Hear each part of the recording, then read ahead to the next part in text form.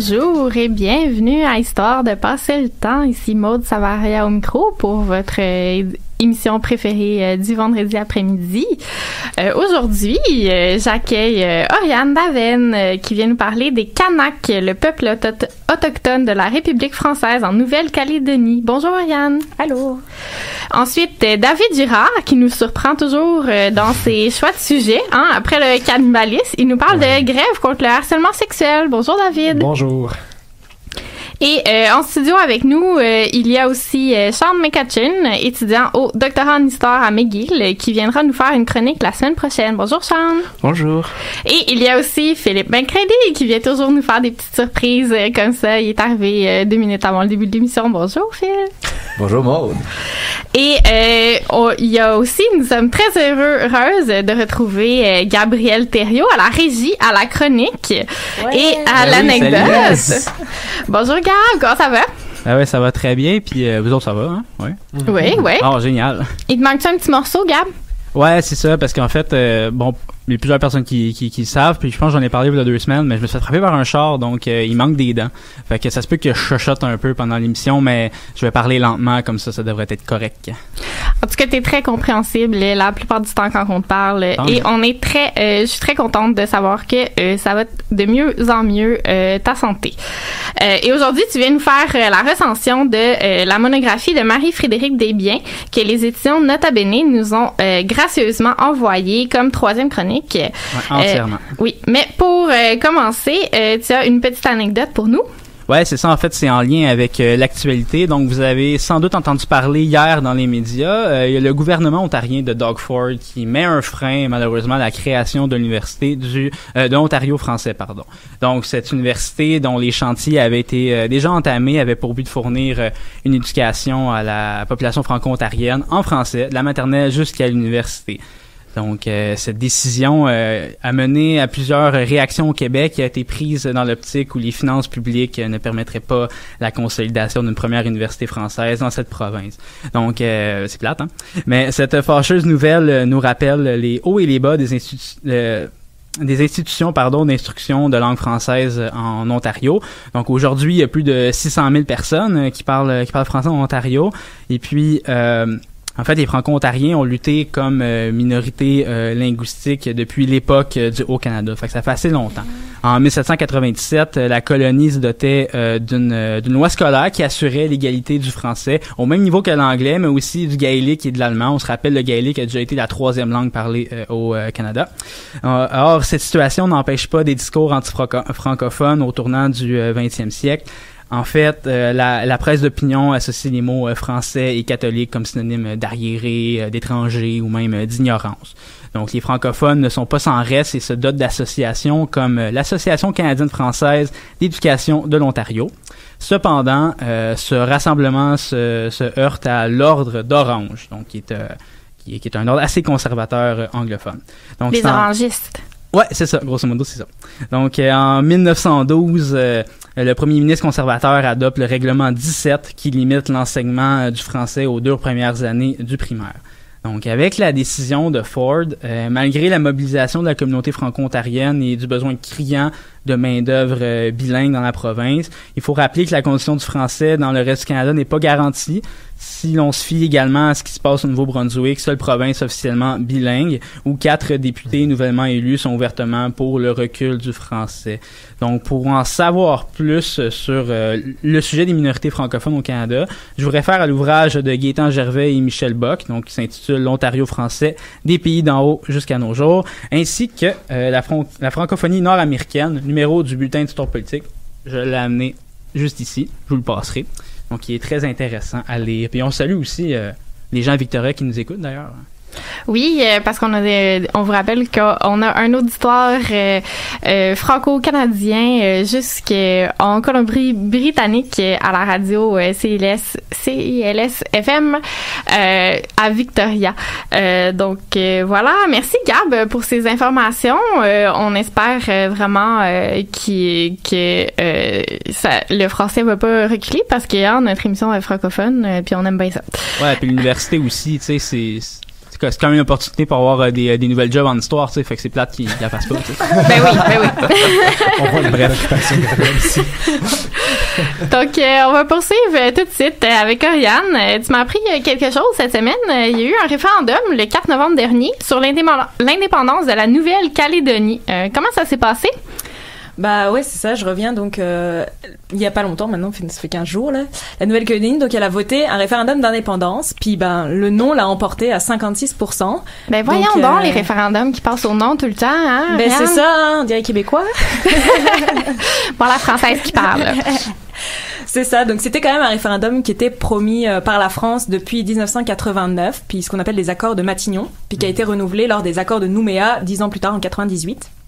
Donc finalement, ils ont eu leur référendum, puis ils ont voté non. Bon, ce qu'il faut comprendre, c'est que la population de la Nouvelle-Calédonie, elle est divisée en plusieurs groupes. Alors, il y a d'une part des Européens blancs qui sont venus de la métropole française, qui sont d'une immigration assez récente. Donc, eux, ils sont plutôt attachés à la métropole. Il y a ce qu'on appelle les Caldoches, qui sont les descendants, en fait, des blancs issus de la colonisation libre plus ancienne et surtout la colonisation pénitentiaire, parce qu'il faut savoir que la Nouvelle-Calédonie, ça a été un bagne, où notamment, il y a eu beaucoup de communards qui ont été envoyés en Nouvelle-Calédonie, notamment Louise Michel, par exemple, qui est très connue, puis qui a fait son bagne en Nouvelle-Calédonie. Et puis, la troisième population, c'est celle que je vais étudier, que je vais vous présenter, c'est les Kanaks, qui sont en fait les populations autochtones des îles de Nouvelle-Calédonie. Donc en fait, je vais vous présenter juste un épisode de l'histoire des Kanaks. Puis c'est en fait, puis de l'histoire en général d'ailleurs, c'est un épisode qui a pas mal été oublié de l'histoire, qui est en fait la pratique des zoos humains. Tout qu'un programme. Wow. Donc en fait, c'est vraiment le symbole de l'époque coloniale. Et les zoos humains, ils apparaissent en 1876 sous l'impulsion d'un propriétaire allemand de zoos avec des animaux, là, qui s'appelle Hagenbeck. La famille Hagenbeck, c'est encore une famille qui est assez importante en Allemagne. Puis d'ailleurs, c'est toujours les propriétaires du zoo de Hambourg. Donc ils ont toujours des animaux, ils ont toujours des zoos. Et en fait, Hagenbeck, il voit dans ces populations nouvelles qu'on rencontre au fil des colonisations vraiment une potentialité économique importante. En fait, il s'inspire du fait que les populations qui sont dites un peu exotiques là, ont toujours fasciné. On peut penser par exemple aux populations inuites qui avaient été présentées à différents rois européens, ou encore à la fascination qu'avait apporté Pocahontas à la cour anglaise en son temps. Pour Hagenbeck, en fait, en démocratisant la pratique qui était réservé à une élite, il va pouvoir s'enrichir, lui c'est surtout son objectif à lui, et donc il décide d'inclure des êtres humains dans les zoos des animaux. En fait, il commande des êtres humains, c'est ça qu'il fait en fait. Bah, ce qu'il faut comprendre, c'est que cette pratique, en fait, c'est vraiment représentatif d'une période spécifique où, en fait, ça choque pas vraiment. Pourquoi? Parce qu'en fait, c'est quelque chose qui est assez banal, finalement, de présenter des êtres humains comme ça. On peut penser au spectacle puis aux tournées de la troupe de Buffalo Bill, où, en fait, par exemple, Sitting Bull, à chaque représentation, il rejouait la bataille qu'il avait perdue. Donc, c'est quand même, c'est assez fou comme quand on y pense. Mais aussi, c'est la mode des freaky shows, où, en fait, on présente un nain à côté de la femme à barbe ou du siamois, etc. Donc c'est vraiment en fait quelque chose qui se faisait bien là, de présenter des êtres humains en mode dans le spectacle un peu. Mais c'est quand même dans la période post-esclavage. Ouais. Ben, les personnes qui sont présentées sont pas esclaves ou sont engagées. Ouais, si on pense à Sitting Bull, en théorie, il est genre payé pour faire ce qu'il fait, mais tu sais, il n'y a pas vraiment le choix non plus, là. Ouais, il y a des contrats assez restrictifs là-dedans. Mais dans les freaky shows, on peut trouver des populations aussi de différents pays qui vont être présentées aussi. Ben, ils sont moins amusants parce qu'ils jouent pas forcément le jeu, on va dire. C'est un peu horrible comme je l'ai dit, mais en tout cas, c'est pas mal ça. Donc en fait, dans cette période, il y a une volonté de montrer l'altérité, de montrer l'autre. C'est pour ça qu'on montre des gens un peu différents, etc. Et puis donc ces zoos humains, ils sont présents dans les expositions coloniales, mais aussi dans ce qu'on appelle des tournées ethnographiques dans différents pays, qui sont associées à une ébullition scientifique. En gros, à chaque fois qu'il y avait des populations qui arrivaient à un endroit, il y avait tout plein de scientifiques qui venaient pour mesurer, pour calculer. Puis le but, c'était pas mal de montrer la supériorité blanche par rapport à ces nouvelles populations. Donc il y a toutes les puissances de l'époque, elles y participent. Donc Londres, c'est vraiment le cœur de cette pratique, mais il y a aussi la France, l'Allemagne ou encore les États-Unis, où lors de l'exposition de Saint-Louis de 1904, les États-Unis en fait avaient importé, on va dire, c'est un peu horrible de dire ça, mais 1 millier d'Igorots, qui est une population des Philippines. Le but, c'était de soutenir l'entreprise coloniale américaine qui était assez récente en fait. Ce qui est important de dire, c'est que la Première Guerre mondiale, c'est vraiment un tournant de ces pratiques-là. Parce qu'en fait, parce qu'il y a la mise en place de la conscription dans les colonies, en fait, on va un peu déplacer le curseur de l'égalité et, en fait, on va se rendre compte qu'on est pas mal tous égaux devant la mort, que tout le monde meurt pareil. Et donc, avant la Première Guerre mondiale, les Zohumains, le but c'était de construire une altérité, puis de montrer donc ce racisme scientifique, la supériorité blanche, etc. Puis après, on va plutôt vouloir promouvoir la civilisation, enfin, voilà, tout ça, là, de la colonisation et tout, puis montrer la mission civilisatrice française. On a fait une chronique là-dessus récemment en octobre. Exactement, c'est un peu ça. Ou comme justement les États-Unis, là, de promouvoir ça en disant oui, c'est bien. Donc, par rapport à la Première Guerre mondiale, puis la Nouvelle-Calédonie, donc la conscription, en fait, elle est mise en place en Nouvelle-Calédonie sur les populations qui sont blanches en Nouvelle-Calédonie, mais pas sur les Kanaks, parce qu'ils sont soumis à ce qu'on appelle le régime d'indigénat. Donc en fait, eux, ils sont exemptés en théorie de conscription, mais en réalité, on va pas mal les obliger à s'engager volontairement, entre guillemets, parce qu'on les a obligés. Donc en termes de volonté, les obliger à s'engager volontairement. Exactement. Wow. Mais ils avaient comme ça, ils avaient le titre de comme si c'était engagé volontairement. Donc j'en arrive à mes Kanaks dans les Zohumains. Donc en 1931, l'exposition coloniale de Vincennes s'ouvre, donc c'est aux portes de Paris. Et en fait, il y a un impresario qui va en Nouvelle-Calédonie pour recruter des Kanaks. Donc en fait, on leur dit qu'ils vont présenter puis représenter leur île lors de l'exposition. Et du coup, il y a une petite centaine de Kanaks qui s'engagent dans le voyage. Donc il y a des hommes, des femmes, des enfants. Il y a même des chefs de tribus qui vont y aller parce qu'ils se disent que c'est quand même une bonne occasion.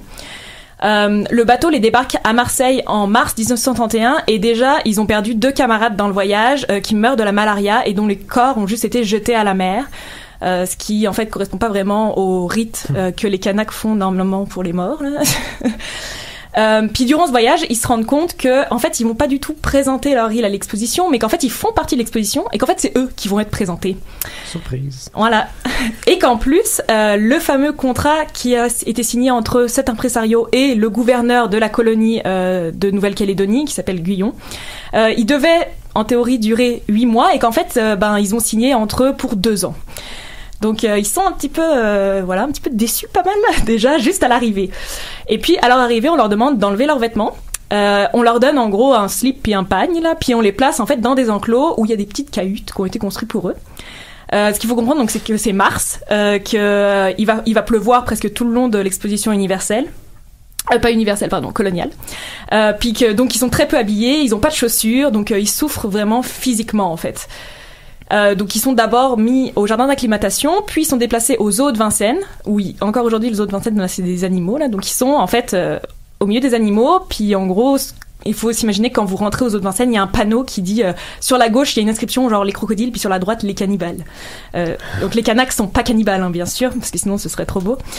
Et donc en fait on leur demande de jouer des scénettes, et notamment des scènes de cannibalisme. Donc voilà.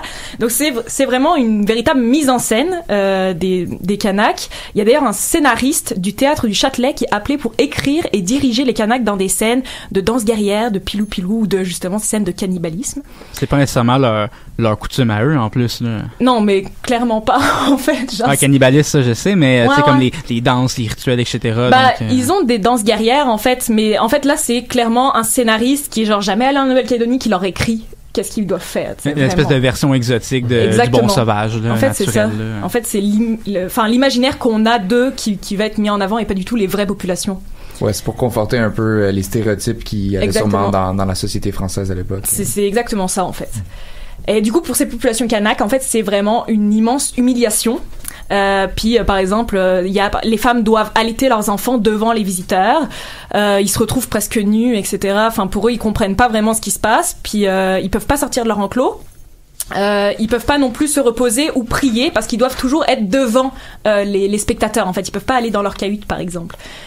Bon, cependant, l'exposition, c'est un véritable succès. En quelques mois, il y a près de 33 millions de tickets qui sont vendus. Tout le monde vient voir les cannibales. Genre, eux, c'est vraiment le clou du spectacle.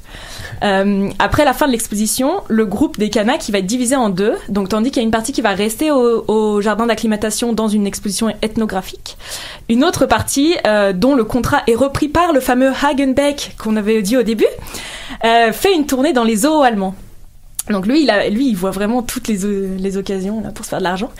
Mais donc en fait en 1931, c'est à la fois l'apogée et la fin de ces pratiques où la France veut désormais justement montrer ce rôle colonisateur, puis bien fait la colonisation sur la population en disant voilà, c'est des cannibales, puis grâce à nous, là, ils parlent français, etc. Donc en fait, de plus en plus de voix se lèvent contre les zoos humains. En France, la Ligue des droits de l'homme, les communistes et même d'anciens colons de Nouvelle-Calédonie s'offusquent de ces pratiques sur ce qu'on appelle les indigènes de la République française et accusent la France de glorifier sa mission civilisatrice et d'exhiber de faux sauvages. Donc c'est là qu'en fait l'idée vraiment des scénettes, là on dit en fait c'est clairement pas ça qu'ils sont pour vrai là. Donc et les Kanaks, en même temps, les Kanaks qui sont en Allemagne vont se rebeller, puis ils vont arrêter, en fait, ils vont refuser de continuer à jouer les scènes qu'on leur fait faire. Donc, en fait, ces voix-là, elles vont appeler à, je cite, sauver l'honneur de la République française face à des Kanaks dont certains sont décorés de la Première Guerre mondiale. Donc, c'est quand même, c'est quand même intense. C'est des héros de la patrie. Ouais, c'est ça, en fait. Au sens militaire. Puis on les présente comme des animaux. Exactement, dans des cages. Et on les emprisonne, littéralement. Ouais. Et donc, en fait, en juillet 1932, tous les Kanaks sont rapatriés en Nouvelle-Calédonie. Donc, ce scandale va mettre fin en France aux zoos humains, puis ça va à peu près s'arrêter dans cette période, cette pratique-là. Et en fait, ça va surtout se terminer par Guyon, donc le gouverneur de la Nouvelle-Calédonie qui est déchu de ses responsabilités puis qui va être accusé en fait du scandale. Puis voilà, ça sur sa faute. Donc en gros, qu'est-ce qu'on peut retenir de cet épisode ? D'abord, l'idée d'un racisme ordinaire qui est issu de la démocratisation d'une pratique de présentation ou de curiosité malsaine de l'autre, mais aussi la construction d'un racisme scientifique dont les limites semblent apparaître à la Première Guerre mondiale. Et pour les Kanaks, leur retour au pays s'accompagne, là encore, d'une promesse... Ah oui, je n'avais pas dit qu'à la Première Guerre mondiale, on avait promis aux héros de la Première Guerre mondiale de leur donner la citoyenneté française. Et donc là encore, on leur promet que, pour se faire pardonner, on va leur donner la citoyenneté française. Mais il faut rappeler que c'est seulement en 1957 que les Kanaks changent de statut et passent d'un titre d'indigène au titre de citoyen autochtone de la République française. En fait, c'est pas la même République qui leur a donné... enfin voilà, qui fait ça. Puis ils restent encore aujourd'hui les seuls autochtones reconnus par la République française. Puis c'est pour ça qu'en fait la Nouvelle-Calédonie détient un statut particulier. Notamment, il y a une assemblée locale, puis un gouvernement qui est démocratiquement élu, puis il y a une reconnaissance de certains droits politiques et juridiques des tribus. Puis je voulais, pour conclure, vous recommander le magnifique documentaire d'Arte qui est disponible sur YouTube et qui s'appelle Sauvage au cœur des zoos humains. Donc c'est vraiment vraiment bien fait, là je vous le conseille vraiment. Puis c'est en gros cette histoire des zoos humains, elle est racontée par le rappeur Abd al-Malik pour ceux qui connaissent. Puis en gros ça retrace vraiment cette histoire de cette pratique des zoos humains. Ça m'a pas mal aidé à faire la chronique.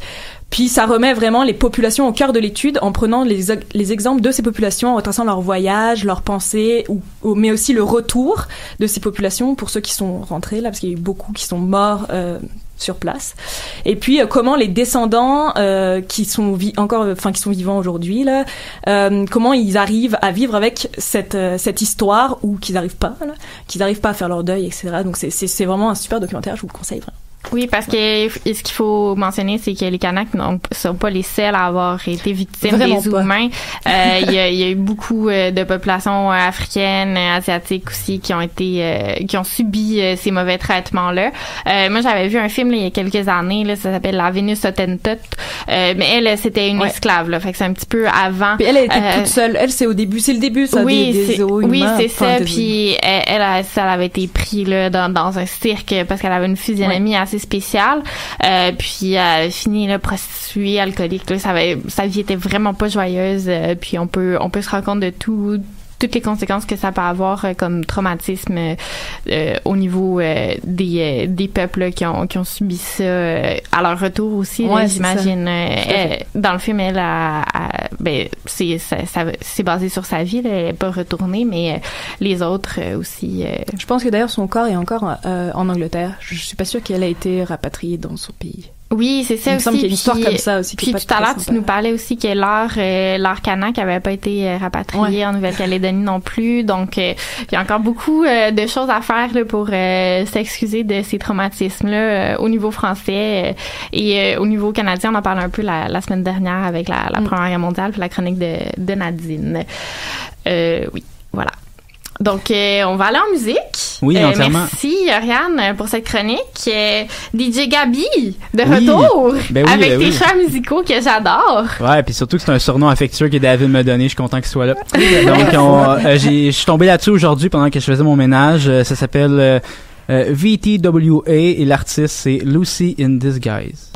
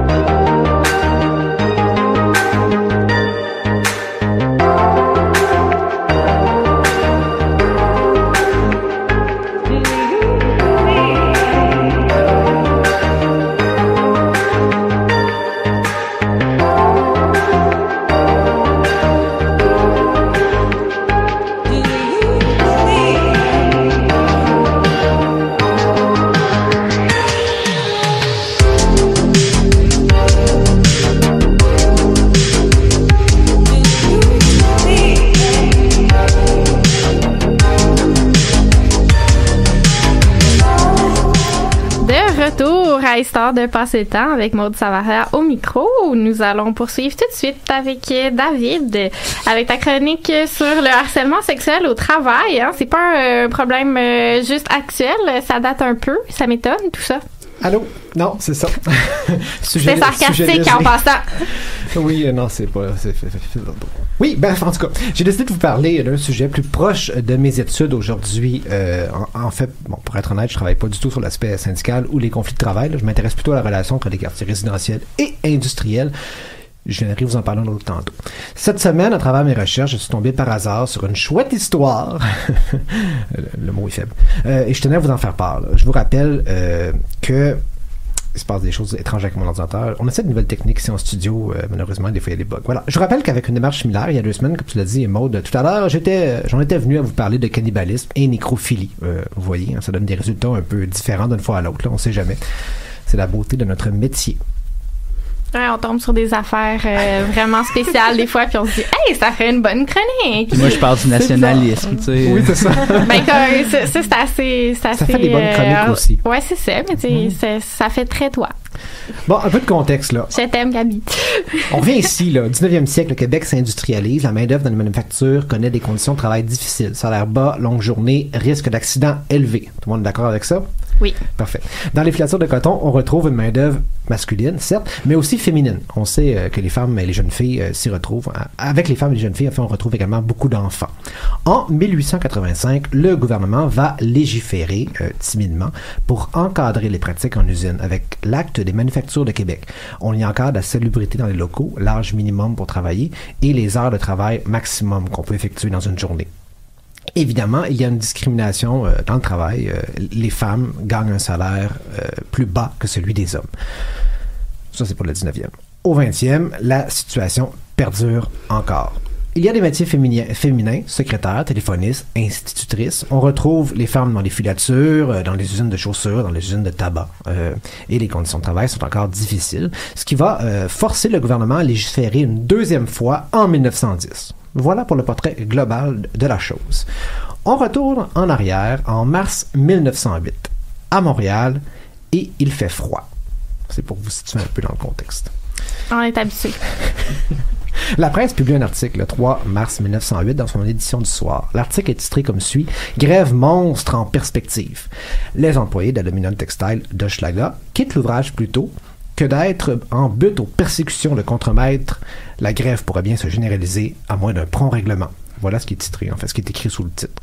C'est la Fédération des ouvriers du textile du Canada qui représente les travailleurs et travailleuses des filatures d'Aluminium Textile depuis déjà 2 ans, qui est derrière le mouvement.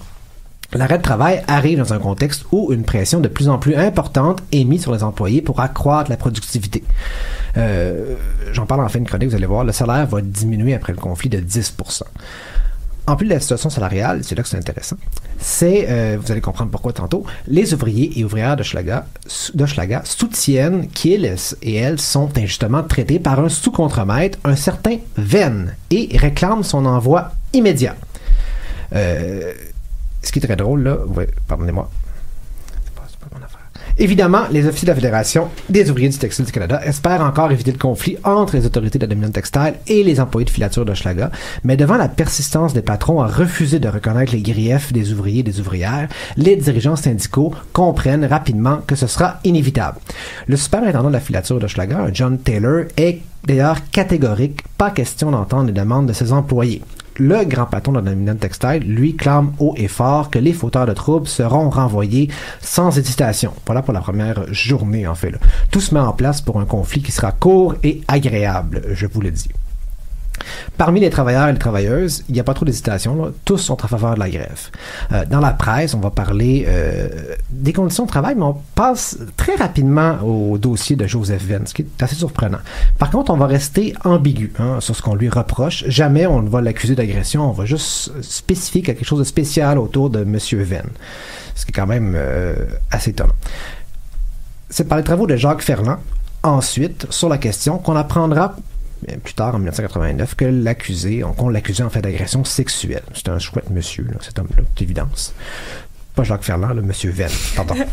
Tout indique qu'en appui aux employés de la filature d'Hochelaga, ceux des moulins de Saint-Henri seraient prêts à joindre le mouvement également. À Magog, à Montmorency, on se tient prêt aussi. L'assemblée le 3 mars a lieu à 16h dans la salle Tremblay, 1597 rue Sainte-Catherine-Est.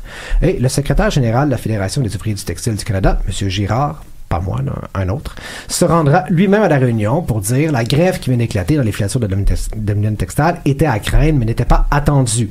On espérait toujours en la justice, en fait. Car je crois, pour ma part, aux bonnes intentions et à l'esprit de justice des autorités supérieures de la compagnie. Donc, rapidement, dans les discours des représentants syndicaux, on va mettre d'avant le terme de justice. Vous allez voir, ça va revenir fréquemment. Le secrétaire général continue. C'est quoi la justice là, qui veulent d'avoir un salaire juste ou d'avoir la justice contre M. Venn? Exactement, oui. Contre M. Venn, on va parler de justice, mais on est très flou, là. On n'est pas dans le détail, évidemment. Il va continuer. Lui, M. Girard, le secrétaire général, va dire... il va beaucoup se fier aux autorités, aux grands patrons de l'Aluminium Textile, en disant ce sont des hommes d'affaires qui sont raisonnables, qui comprennent que c'est important que la justice suive son cours et que le comportement des maîtres et des contre-maîtres dénature la vérité, en fait. Dénature la finalité de l'Aluminium Textile. En gros, là, pour faire... Donc, selon le syndicat, M. Venn, il il représentait pas la dominante textile, puis il était pas vraiment important non plus là, dans la hiérarchie. C'était un sous-contremaître. Exactement. Donc, on va se fier au grand patron pour, justement, mettre la pression sur les contremaîtres. Évidemment, les dirigeants syndicaux ne veulent pas s'aliéner la direction de la dominante textile parce qu'ils savent, en fait, que le harcèlement anti-syndical pourrait augmenter dans les autres filatures qui font partie de la dominante textile, qui est un regroupement de plusieurs petites entreprises. Oui, c'était assez gros à l'époque. Oui, c'est plusieurs à Montréal. Je crois 4 usines à Montréal, à Magog, à Montmorency également. Voilà. Une lutte interne également qui déchirait les membres, ce n'est pas du tout à l'avantage du syndicat.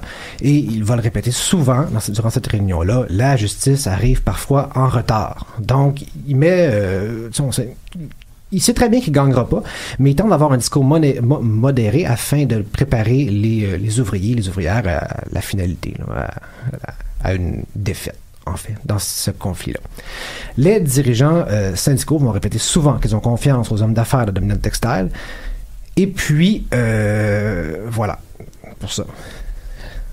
Parce que la relation avec le patronat était quand même assez paternaliste. Donc oui, il y a des demandes, mais les demandes, on se dit, bon, le syndicat dit, les demandes sont justes, donc le patronat va justement nous les accorder parce que on a raison et ils vont avec tout leur savoir, ils vont bien s'en rendre compte. À un moment donné. Ce qui est intéressant également, c'est de voir comment le conflit a été traité dans la presse. Si les textes reflètent assez bien les points de vue des hommes et des femmes, les images sont plutôt drôles, on va se le dire. Le 3 mars, par exemple, on illustre le conflit par des hommes, uniquement qui vaquent à leurs occupations syndicales, l'air sévère. On voit des militants qui sont en conflit de travail. Il y a aussi des femmes, mais elles font toujours des activités autres. Ça semble même plaisant d'être en grève. Hein. 2 descriptions vont d'ailleurs comme suit. La grève n'est pas une perte de temps pour cette brave ouvrière. Son tricotage lui fournit un joyeux passe-temps.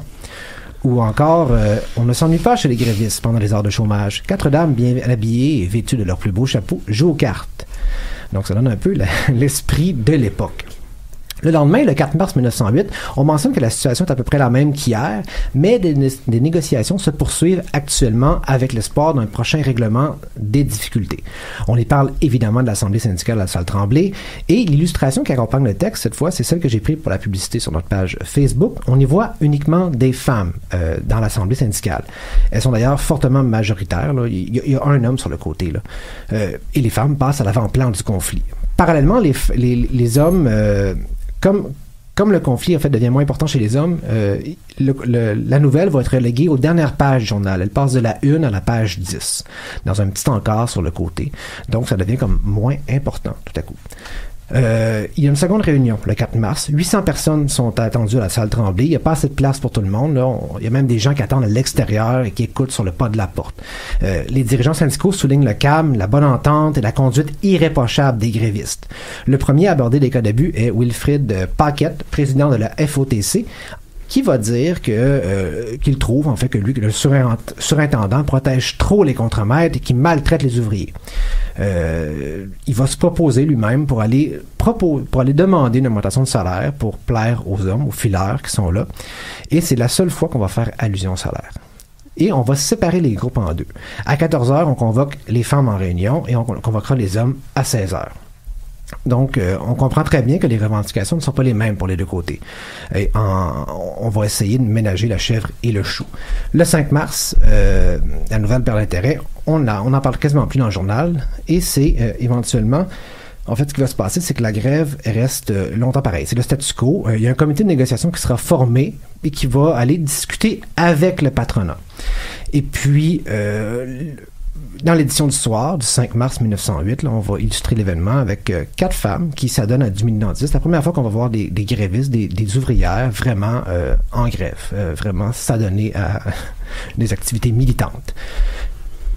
C'est bien, mais le texte visuellement, c'est ce qu'on voit. La description sous le texte, ça dit un groupe de jolies ouvrières discutant joyeusement de la situation. Donc, on voit qu'il y a un peu un décalage entre les deux, évidemment. Après 2 heures de rencontre entre le comité de négociation et les patrons, il est convenu de faire enquête sur les accusations portées contre le contremaître Venn. Si les accusations sont prouvées, la compagnie s'engage à expulser le contremaître en question. Le surintendant exige que pendant l'enquête, les ouvriers se mettent au travail. Mais ces derniers refusent catégoriquement de rentrer au travail sous les ordres de M. Venn, pas même temporairement. Le secrétaire général va dire qu'il n'est pas juste et qu'il serait difficile de faire accepter par le public la condamnation d'un homme, sans qu'on lui ait donné la chance de se défendre. Clairement... Et innocent avant d'être prouvé coupable. On n'a jamais entendu ça par rapport à des cas de harcèlement. Pas du tout. Non. Mais clairement, ici, en fait, les autorités syndicales vont également choisir leur camp, le retour au travail, et M. Venn aura son procès par la suite. Le secrétaire général du syndicat comprend toutefois la délicatesse de la chose et s'offre lui-même pour demander à la Dominion Textile de changer le contre-maître si les employés retournent au travail. Il pousse plus loin, il va même dire aux gens réunis dans la salle qu'il va exiger lui-même auprès du patronat que tous les membres du comité chargé de l'enquête ne soient pas des officiers de l'Aluminium Textile parce que ça pourrait potentiellement devenir des accusés éventuellement. La motion est adoptée à l'unanimité, tout le monde est content, bravo. La journée même, c'est là que ça se gâte un peu, Félix Marois, secrétaire du bureau de conciliation d'arbitrage de la province de Québec, arrive à Montréal et rapidement, le gouvernement va aller appuyer les patrons. Les deux font une conférence de presse ensemble, évidemment, pour dire que la grève doit cesser et que les employés doivent dès maintenant retourner au travail. J'accélère un peu parce que le temps file, évidemment. Et puis, évidemment, le gérant... vous comprenez ce qui va arriver, là. Les hommes vont rentrer au travail, les femmes, non. Le gérant va refuser de tempérer et toutes les demandes qu'on va lui faire concernant M. Venn seront rejetées. En fait, il va même exiger qu'une preuve des accusations, une preuve écrite des accusations lui soit fournie pour congédier M. Venn. On comprend que c'est très difficile dans ce cas-ci de réellement fournir une preuve écrite du cas d'agression. C'est un peu touché, cet aspect-là, disons. On parle aussi d'ouvrières textiles, là. J'imagine qu'il y a beaucoup d'analphabètes là-dedans. Exactement, oui. Et puis oui, tout à fait. Il faudrait que ce soit lui qui écrive qu'il est un agresseur. Oui, je suis un agresseur, j'ai fait ça, voilà, voici la preuve. Ce qui est complètement impossible, en fait.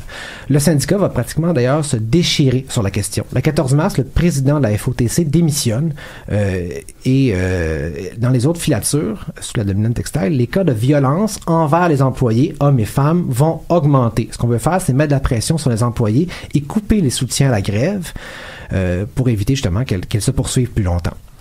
Et, surprise, les autorités syndicales vont même finir par appuyer M.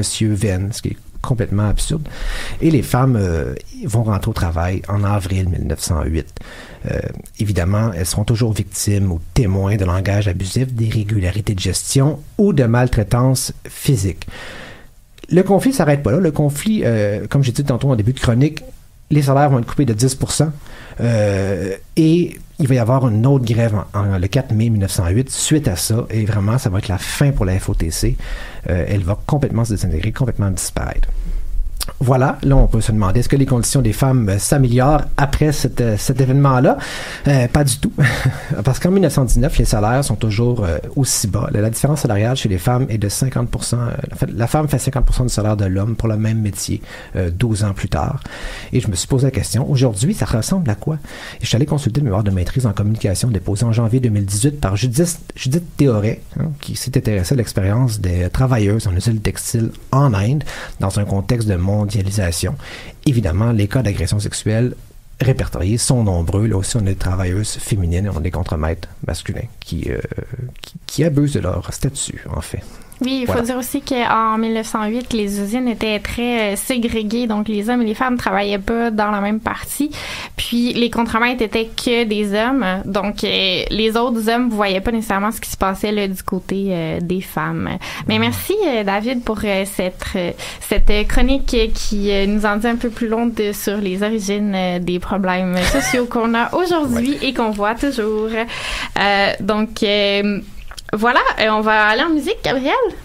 Oui, on va aller en musique. On va écouter la chanson Résonance de l'artiste Home.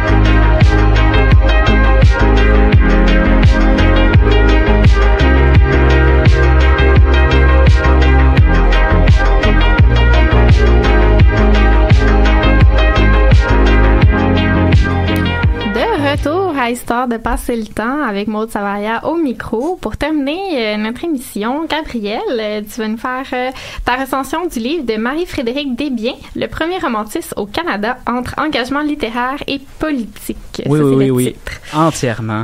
Donc, en fait, bonjour à mes chers collègues. Je suis très heureux de vous retrouver après tout ce temps d'absence, ainsi qu'à toutes nos auditrices et auditeurs qui nous écoutent. C'est eux les plus importants. Donc, on se rappelle, puis oui, on est important aussi. Là. Donc, comme Maude l'a dit en introduction, lors de ma dernière chronique sur l'historien national François-Xavier Garneau, je vous avais mentionné en ondes qu'on avait reçu en début d'émission un livre que les éditions Nota Bene nous avaient envoyé. Donc, j'avais donc décidé de prendre en charge la recension de l'ouvrage qui cadre à merveille dans mon champ de compétences. Donc, j'ai bien évidemment eu le temps de le lire durant ma convalescence et c'est aujourd'hui que je vous en dresse mes impressions et appréciations. Mais tout d'abord, à quel livre on a affaire? Maude le dit, je le présente à la caméra. Donc, c'est l'ouvrage de Marie-Frédérique Desbiens, Le premier romantisme au Canada, entre engagement littéraire et politique, publié tout récemment, soit le dernier trimestre de 2018.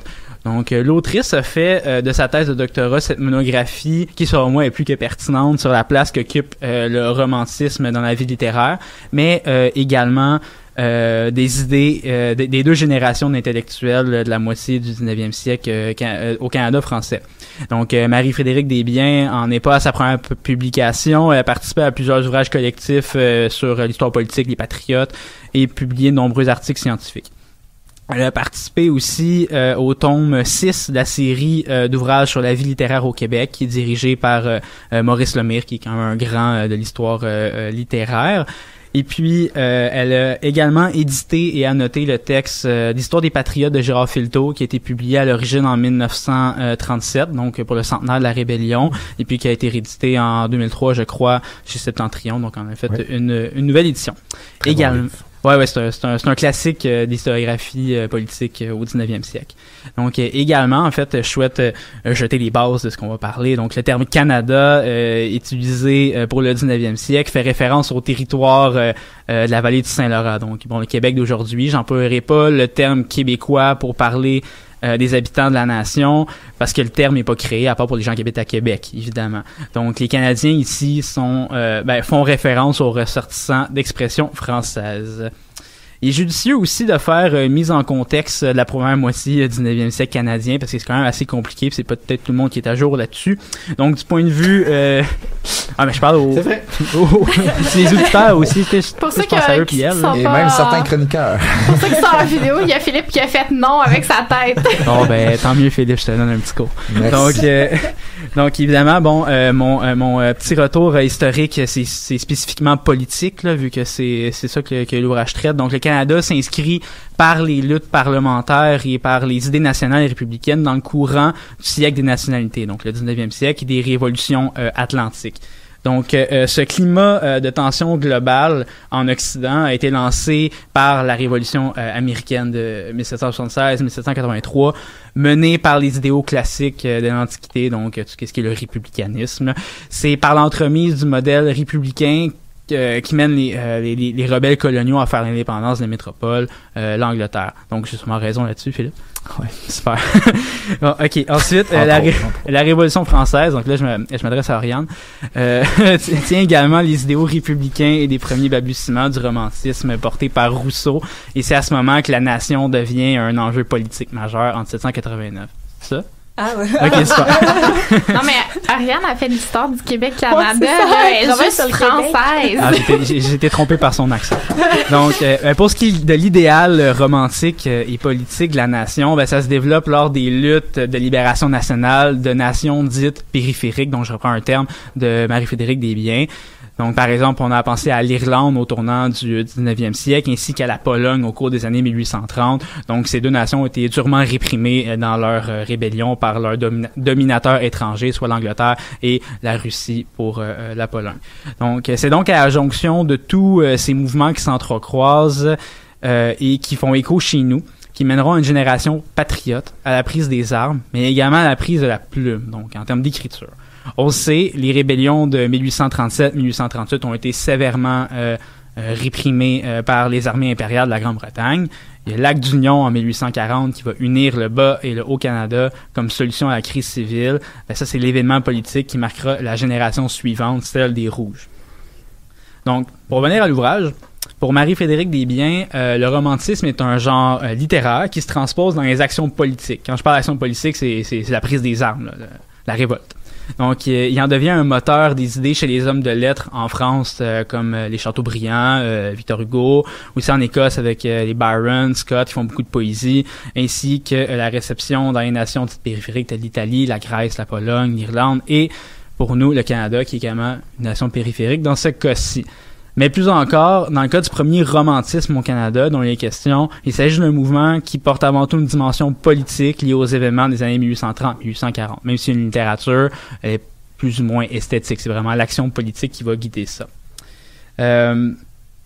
Ceci dit, Marie-Frédérique Desbiens propose une thèse qui remet en question les diverses interprétations sur la part du romantisme dans la vie intellectuelle au 19e siècle. Elle introduit l'ouvrage en proposant une nouvelle analyse de ce dit romantisme. En page 7, Desbiens dit que dans maints ouvrages généraux ou pédagogiques, il a été et continue d'être présenté exclusivement comme un courant littéraire ou artistique, alors qu'il constitue plutôt un mouvement de fond à l'origine de bouleversements radicaux dans les mentalités comme dans les structures sociales, politiques et culturelles. Donc, c'est vraiment un tout plus important que seulement que la littérature.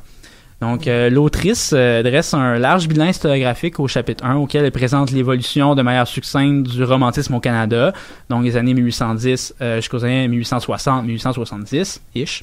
Donc, elle applique ensuite un regard critique sur l'historiographie de la fin du 19e siècle jusqu'à aujourd'hui qui ont traité de la question du romantisme. Il y a un constat qui est éloquent après cette revue de la littérature scientifique est que le romantisme aurait pris son envol en retard à celui de la France, soit dans les années 1860 avec l'École patriotique de Québec, menée par l'abbé Henri-Raymond Casgrain et Octave Crémazie notamment.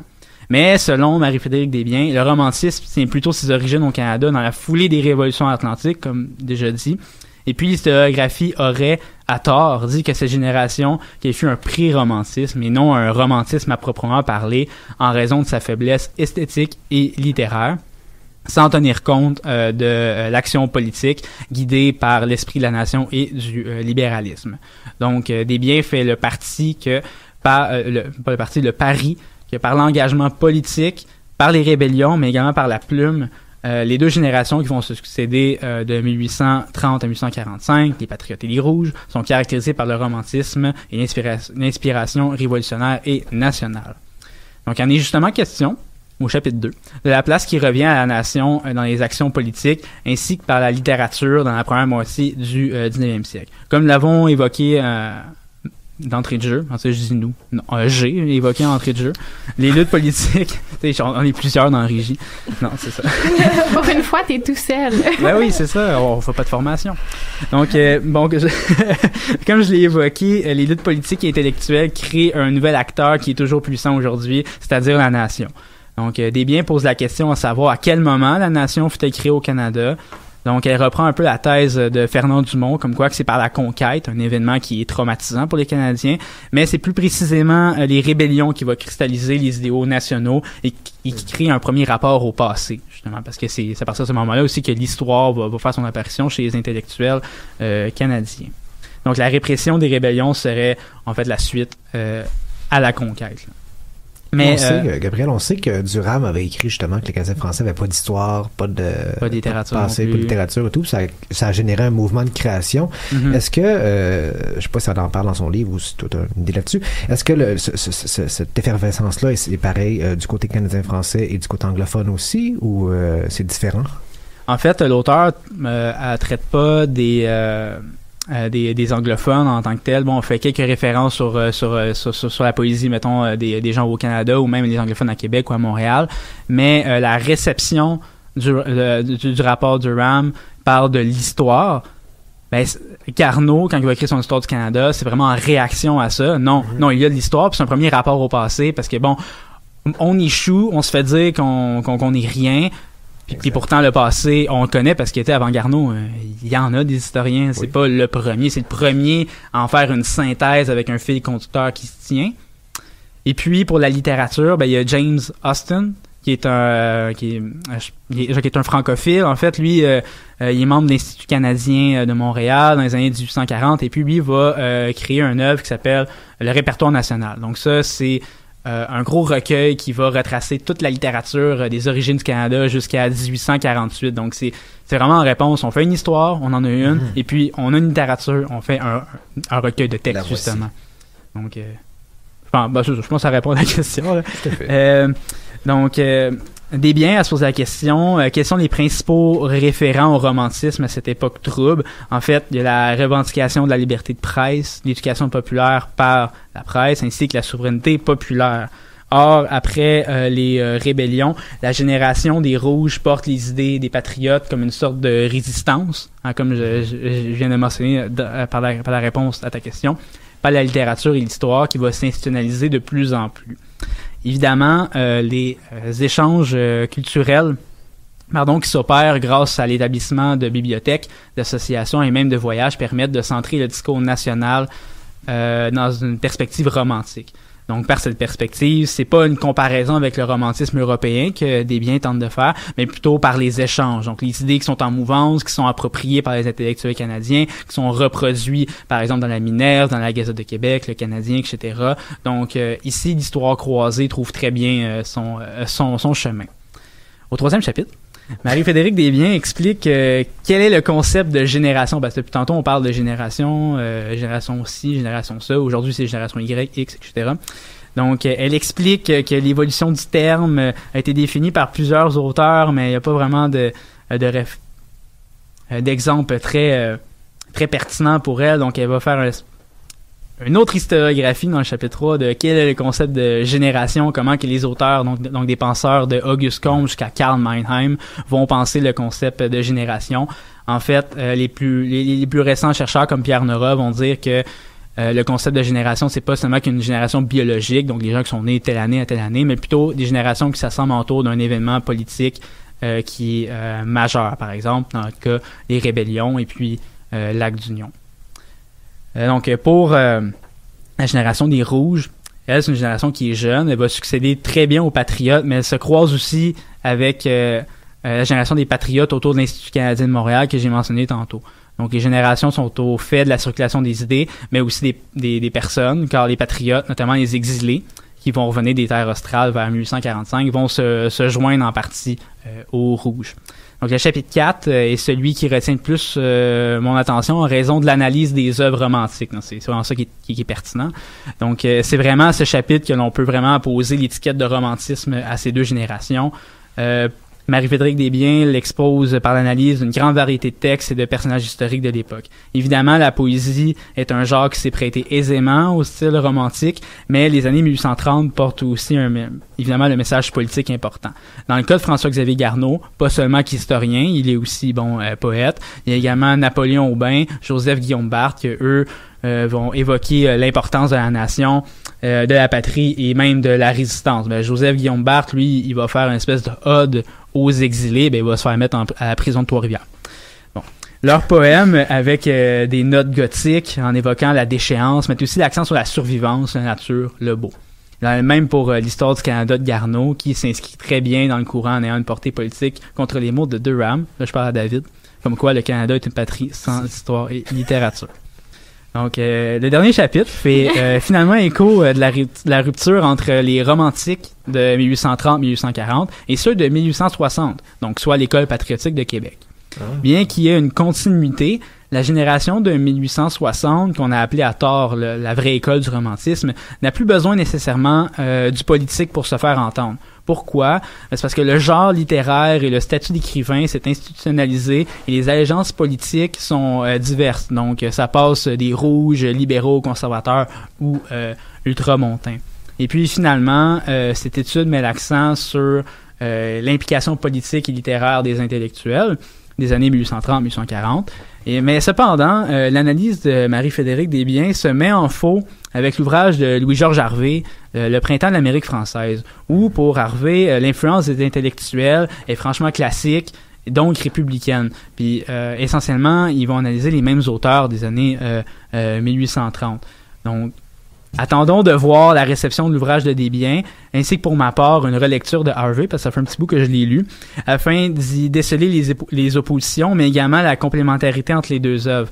Parce que entre classicisme et romantisme, la frontière est quand même assez mince et c'est pas deux concepts qui sont séparés. Évidemment, ils s'entrecroisent et il y a des éléments de référence. Fait tout dépendant quels textes sont choisis pour les références classiques. C'est aussi l'objet de nombreuses guerres dans l'histoire, classicisme et romantisme. Oui, entièrement. Pas facile. Donc un bel ajout à l'historiographie pour toi, Gabriel? Ben pour moi, puis aussi pour toutes les personnes qui s'intéressent à l'histoire politique, parce qu'on parle d'un concept qui était littéraire pour l'historiographie, mais finalement qui devient politique. Oui, et on voulait vous faire tirer le livre qu'on avait reçu, mais Gabriel l'a un petit peu massacré. Il l'a beaucoup aimé en le lisant, mais il offre à nos collègues de le prêter joyeusement avec ses notes en prime. Je l'ai dévoré. Ouais, voilà. Donc, mais sinon, allez voir ça. Il va sûrement être à la bibliothèque si vous voulez pas l'acheter, ou sinon allez l'acheter aux éditions Nota Bene. Donc, merci d'avoir été là pour histoire de passer le temps. Et merci à mes chroniqueuses autour de la table et à Philippe et Sean d'avoir assisté. Et donc voilà, vous pouvez nous suivre sur Facebook et sur Twitter. Vous pouvez partager notre émission et nous écouter sur le live Facebook sur le site de choc.ca ou en balado ou sur Spotify. Bonne soirée!